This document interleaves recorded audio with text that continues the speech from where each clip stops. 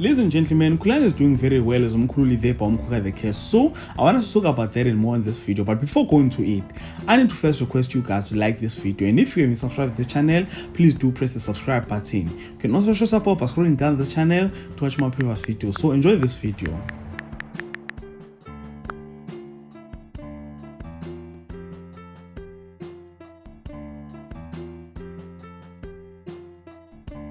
I am certain that you guys know by now that Khulekani is the new Mkhululi, and for those who don't know, Spamandla Mabu's had to leave to go to Mozambique for Mabu's cleansing since she was followed by Umkhokha.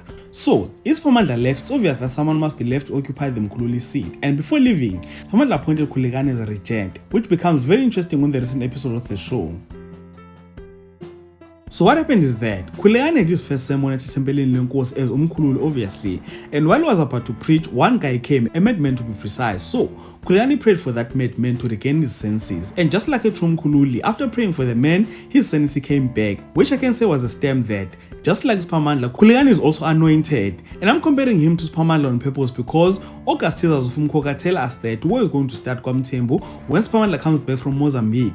Apparently, after all the miracles that Khulekani performed, he felt entitled to the throne and decided that he's going to fight for it, which means that we're now going to wait how is the war going to end between the two Mthembu brothers. So do comment in the comment section. Let me know what do you think about Khulekani recently performing miracles at Tembeleni Lenkosi, and let me know if you think that he is correct to contest the throne with Spamandla. And with all of that being said, this is the end of this video. So like this video if you enjoy the content, subscribe to the channel if you're subscribed, and share it on your Facebook, your Twitter, Instagram, even on your TikTok. And with all of that being said, this is the end. So thank you so much for watching. Let's engage again on the next one.